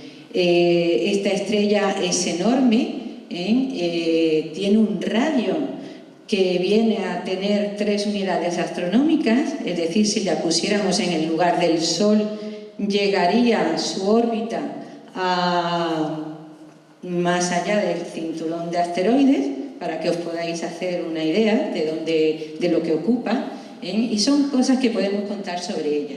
Otra de las preguntas que nos podemos hacer es ¿de qué están hechas las estrellas? Y entonces aquí podemos introducir los trabajos de Cecilia Payne. Cecilia Payne, en su tiempo se pensaba que las estrellas deberían de tener una composición parecida a la que hay en la atmósfera de la Tierra. En la atmósfera de la Tierra tenemos mucho nitrógeno, 78%, y un 21% de oxígeno. Sin embargo, helio hay muy poco, hay unas 42.000 veces menos de helio que de oxígeno y unas 420.000 veces menos hidrógeno que oxígeno. Pero en el universo todo es al contrario. Justamente se invierten los valores de nitrógeno y de hidrógeno, siendo hidrógeno y detrás el helio los componentes más masivos en el universo. Estos fueron los resultados de la tesis de Cecilia Payne, que en su tiempo pues la verdad es que tuvo problemas para publicarla porque era realmente novedoso. Y otra de las preguntas que nos podemos hacer es ¿a qué distancia están las estrellas? Y entonces en esto podemos hacer referencia a una estrella que se ve a simple vista y desde aquí, desde Ciudad Rodrigo, se puede ver que es la estrella Delta Cephei, que es la que está marcada ahí, esa flecha como si fuera nuestro puntero láser en las observaciones. Y aquí tenemos que destacar que esta estrella es una estrella de tipo variable periódico, tiene una periodicidad de 5,4 días, fue analizada por John Goodricke en el año 1784. Y interesante de este tipo de estrella es que, y esto lo descubrió Henrietta Levy, es que hay una relación entre el periodo y la luminosidad, de tal manera que estrellas de tipo cefeida que tienen mayor periodo tienen mayor luminosidad, como por ejemplo estas dos que hemos puesto aquí. Y esto es muy interesante porque nos permite calcular distancia. Por ejemplo, si nosotros vemos una estrella que tiene un periodo igual que esta y le debería de corresponder una luminosidad igual, pero la vemos con un brillo menor a esta de aquí, pues conclusión. ¿Cuál es la conclusión? Que está más lejos. ¿Vale? Entonces, esto es realmente una regla para medir el universo. La relación que había entre lo que es el periodo y la magnitud absoluta, que viene a corresponderse con la luminosidad de la estrella, la determinó Henrietta Levy a través de sus observaciones, porque ella estuvo haciendo muchísimas observaciones en la nube de Magallanes, que ahora sabemos que es una galaxia satélite de la Vía Láctea, pero en su tiempo pues eso no estaba definido así. Y claro, todas las estrellas están a la misma distancia, por lo cual servía de patrón para poder buscar los parámetros que relacionaban el periodo con la luminosidad. Y tenemos una relación muy interesante en la cual, sabiendo el brillo que debería de tener y el que vemos, que es la magnitud visual, hay una relación que nos liga a la distancia en la que está, con lo cual podemos sacar esa distancia. Así que Delta Cephei es un candidato para poder hablar de eso. Y me dicen que ya he terminado, pero me van a permitir un minutillo más, ¿vale?, para acabar con esto. En relación a esto hay una mitología muy interesante con Casiopea, con Cefeo, donde está esta constelación, con su hija Andrómeda y con Perseo, que vino a rescatarla. Así que podemos aprovechar esa estrella para contar esta historia mitológica que refleja además una parte de la historia de la humanidad donde desgraciadamente también se hacían sacrificios humanos. Y por último decir de qué está compuesto el universo. Bueno, pues aquí, y ya lo habéis contado en esta mañana en una de las charlas, nos remitimos a observar a simple vista, si es posible, M31, que yo sí tengo que decir que la he visto en muchas ocasiones y se ve bastante bien haciendo la visión lateral. Así que en M31 tenemos que destacar los trabajos de Vera Rubin. Vera Rubin, que determinó que a través de observaciones realizadas en la galaxia de Andrómeda, las estrellas que están más en el borde de la galaxia deberían de ir, en teoría, más lento que las que están en el centro o casi centro de la galaxia, pero no era así. A través de las observaciones realizadas por Vera Rubin con Ken Ford, pues descubrió que efectivamente había mayor velocidad, lo cual no es posible a no ser que haya una materia adicional, y esa materia pues es la que se ha llamado materia oscura, que no sabemos muy bien qué es, pero que debe de haber algo ahí. Así que, por ejemplo, al hablar de la galaxia de Andrómeda, se puede hablar de esos trabajos de Vera Rubin. Y para terminar, deciros que desde la Federación estamos apoyando mucho esta idea de difundir las aportaciones de las astrónomas a la ciencia. Hemos creado también, y no solamente de las astrónomas profesionales, sino también de las amateurs, y hemos creado un premio a la divulgación astronómica. Se concedió por primera vez en el año 2018 a la estupenda astrónoma amateur y profesional Ángela del Castillo, y este año, en octubre, tendremos en el Congreso Estatal pues el siguiente premio de la divulgación astronómica, que ya nos sorprenderán a quien se lo concede. Y bueno, comentaros que dentro de la Federación tenemos una comisión de astrónomas amateur donde hacemos actividades en días especiales como el 11F, Día Internacional de la Mujer y la Niña en la Ciencia, o el 8M, Día Internacional de la Mujer, además de otra serie de trabajos. Y uno de ellos es este proyecto, el proyecto que se llama Estrellas con ella.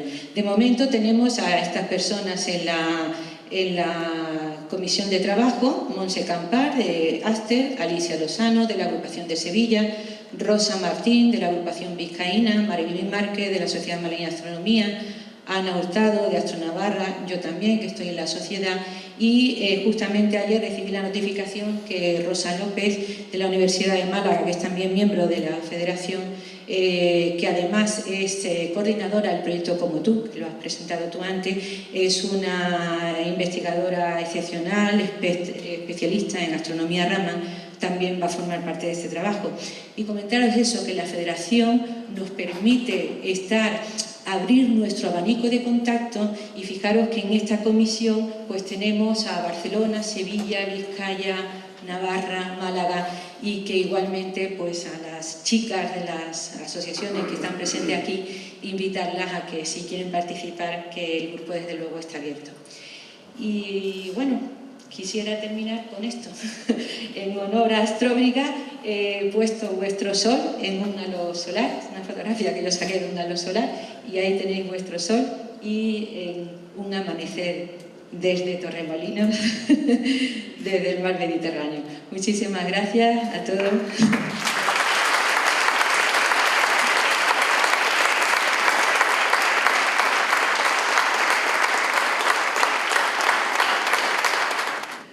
Bueno, pues no queda tiempo para preguntas, pero vamos a... Igualmente, Blanca, no te vayas.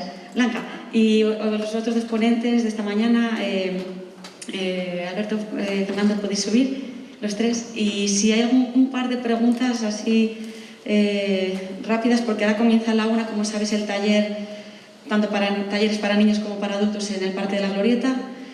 ¿Alguna pregunta para alguno de los ponentes? Sí, el micrófono, no sé si estaban por ahí. Tere, puede ser. Sí. Por aquí el micrófono.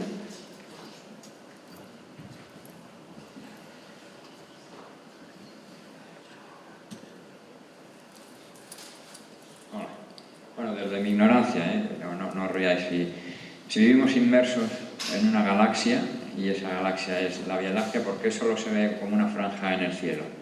Y no todo el cielo, la galaxia. ¿Te acuerdas al principio de la charla? Yo enseñé Andrómeda y luego dos galaxias, que una era como se vería la nuestra si la viéramos desde arriba, que se veía muy bien el disco, y una si la viéramos de lado, que se veía una línea básicamente. Nosotros estamos dentro y estamos en el disco, entonces realmente vemos esa línea. ¿De acuerdo? Lo que pasa es que veríamos la misma línea, en cierto modo, como si fuera así en todo el cielo, porque es una especie de plato. Pero la vemos muy intensa hacia el centro, porque como enseñó en los dibujos Fernando, estamos lejos del centro. Entonces, cuando miras hacia el centro ves una línea bastante bien marcada. Si miras hacia afuera, en principio también se ve, pero es muy suave, es mucho más difícil de ver. Entonces, lo que vemos cuando miramos hacia esa zona que brilla bastante en el cielo, el Camino de Santiago, es orientándonos hacia el centro de nuestra propia galaxia. Si estuviéramos en el hemisferio sur de la Tierra, se ve realmente el centro más centro y se ve todavía más chula, digamos. Pero esa banda es ese plato en el que estamos metidos. Mira, un símil que te va a acordar siempre. Imagínate que la galaxia es un huevo frito y tú estás en la clara, ¿vale? Entonces, si miras hacia la yema, pues verás el centro, que sería la zona de Sagitario. Si miras hacia el otro lado, verás la parte exterior del huevo frito, pero si miras hacia arriba o hacia abajo, vas a ver muy poco margen, con lo cual se te va a quedar el cielo prácticamente negro, ¿no? Entonces, bueno, un símil puede ser el huevo frito. ¿Alguna otra pregunta por allí, Tere, al fondo? Perdón, no te había visto. Disculpa. Aprovecho que ya está sí. cerca. Primero, ¿cómo elige un astrónomo que decide apuntar al Hubble hacia allí? ¿Por qué ese sitio en especial? ¿Qué tendría de especial para elegir ese sitio?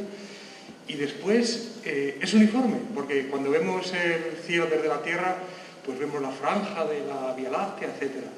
O sea, ¿es uniforme el universo? ¿Da lo mismo que miremos a cualquier sitio? No sé quién quiere responder. Como yo hablé de eso, hay una historia fascinante de por qué eligieron ese sitio, pero la explicación rápida es porque no había nada. Porque básicamente si vas a apuntar 10 días la cámara a un sitio, claro, si yo voy a hacer eso apuntando al foco ese, se me va a quemar la cámara y se acabó. Entonces eligieron un sitio en el que no había nada. Y de hecho hubo discusiones sin límite, porque esto fue un capricho del director. O sea, fue el propio director del Hubble el que dijo, vamos a hacer esto. Y como yo tengo derecho a usar 10 noches, porque soy el director, las voy a dedicar a esto. Y se lo comieron. Porque básicamente la idea es, estás chiflado, vamos a estar apuntando 10 días a un sitio donde no hay nada, cuando es el telescopio más caro del mundo, el telescopio más interesante del mundo, la gente se da bofetadas por conseguir 1 hora de tiempo y tú vas a meter 10 días ahí. Y cuando salió lo que salió, pues la gente se quedó alucinada. Y se supone que sí, precisamente porque eligieron un sitio que está prácticamente vacío, es uniforme. En cualquier otra dirección prácticamente vacía que mires, se vería básicamente lo mismo. De hecho, se ha repetido 3 veces. El primer Hubble Deep Field, campo profundo, estaba en el norte. Los astrónomos que tienen telescopios en el hemisferio sur se pusieron a llorar enseguida y dijeron, oye, queremos poder también nosotros ver esas galaxias, pero abajo. Entonces hicieron un Hubble Deep Field en el sur. Y luego cuando cambiaron, en una de aquellas veces súper chulas que cambiaban cosas en el Hubble, iban allí, ponían instrumentos nuevos, pusieron una cámara mejor y repitieron otra vez, pero con la cámara mejor, que es el último campo súper profundo que se ve. Solo un pequeño apunte a lo que dice Alberto, que es que también nos interesan zonas del cielo que estén vacías del propio polvo y gas intergaláctico. Porque si quieres que no haya nada, o sea, tienes que asegurarte, cuando llegas a una cierta profundidad, no solamente que no haya objetos luminosos, sino que nuestra propia galaxia no te moleste las observaciones. Ese es el criterio para los campos más profundos. Si queréis, mientras cambiáis de micrófono, añado una cosa. Los astrónomos básicamente tenemos 2 bandas que nos llevamos más o menos bien, pero nos pegamos. La gente que estudia la galaxia y la gente que no. A mí la galaxia me molesta. Yo si pudiera quitar la galaxia la quitaría mañana y la Tierra estaría flotando sola en el espacio y esa banda del cielo que está llena de polvo y de porquería la quitaría y ya está. Pero los estelares quieren ver estrellas, entonces les gusta una galaxia cuanto más llena de estrellas mejor, claro. Sí, buenos días. Últimamente se habla mucho de astrobiología, a mí me interesa muchísimo porque me parece un tema fascinante. ¿Qué posibilidades tenemos en los próximos, no sé, 15, 20, 30 años de encontrar vida en este gigantesco universo semejante o parecida a la nuestra?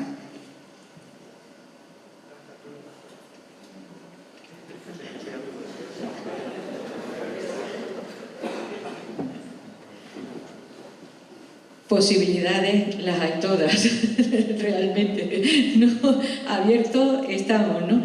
Es cuestión también de estadística, ¿no? Bueno, mientras más estrellas haya, ya bueno, tú lo habéis comentado, miles de millones, miles de cientos de millones de estrellas, ¿es posible que se pueda generar vida? Pues en principio es posible, como es posible, claro, y al haber tantísimos millones, ¿por qué no? Es cuestión de estadística. Mientras más hay, más posibilidades hay. Pero hay que encontrarlo, desde luego. Algún eso. Y en los exoplanetas ahora se está avanzando muchísimo en la observación, se están afinando cada vez más las observaciones de atmósferas planetarias, cosa que antes era imposible, y entonces también hay ciertos rasgos que podemos localizar, como por ejemplo puede ser metano, ¿no? Carbono, en fin, una serie de elementos que indican que al menos hay posibilidad de poder desarrollar vida. Una cosa es que haya posibilidad y otra es que la haya, pero desde luego, al menos la vida como la conocemos nosotros, tiene unos factores claves que se pueden, que por suerte ya podemos identificar, ¿no? Vosotros que sois los astrofísicos lo podéis decir mejor que yo. Solo comentar que los dos telescopios súper chulos que yo enseñé justo al final, básicamente yo creo que el punto más sexy de su lista de cosas a hacer es detección de posible vida en otros planetas. Entonces, hay dos ligas completamente distintas. Una sería encontrar vida en el sistema solar. Oye, si conseguimos mandar una sonda a Europa y encuentra ADN, pues mira, estupendo, muy bien. Pero eso es un problema, es una liga muy distinta. Y luego ya con telescopios, estudiando otros sistemas solares, a ver, hay posibilidades de detectar marcas que serían indicadores de vida. De ahí a confirmar que has detectado vida, hay un salto tan grande como quieras, pero sí, es verdad, se podría. Estos telescopios nuevos tienen por primera vez, como decía Blanca, la posibilidad de estudiar atmósferas de otros planetas. Y si en una atmósfera, por ejemplo, detectas oxígeno y metano a la vez, eso puede ser una señal de vida. Pero claro, te puedes encontrar un geólogo que te diga, no necesariamente, puede haber fenómenos que bla, bla, bla. Entonces, no es una cosa que esté inmediatamente cerca, pero que se va a empezar a rascar, eso seguro. Gracias. Bueno, me parece que hay un par de preguntas al fondo, pero solo una ya porque ya vamos justos de tiempo. Ahí había dos personas al fondo que habían levantado. ¿Quién era? Bueno, pues esta última pregunta y ya luego... Bueno, muchas gracias por las ponencias que han sido fantásticas y yo creo que voy a ser muy breve y si queréis lo respondéis esta noche porque es que son tantas las que surgen que bueno, pensar que esta es una nada. Bueno, yo quería hablar sobre las escalas, que es lo que realmente al final, aunque nos perdemos en esas cifras, es lo que quizá nos da una idea de la magnitud. Entonces, claro, siempre hablamos de la distancia entre estrellas, a 1.000 millones de años luz, 24 años luz, etc. Pero claro, yo lo que quería saber es la relación de cómo sabemos la antigüedad de esas estrellas. Sabemos el tiempo que ha tardado la luz en llegar, pero ¿cómo, por qué o cómo se puede saber que esas estrellas tienen 3 millones de años luz? ¿Por qué? O sea, es que eso sí que se me escapa. ¿Cómo se puede medir la antigüedad de una estrella?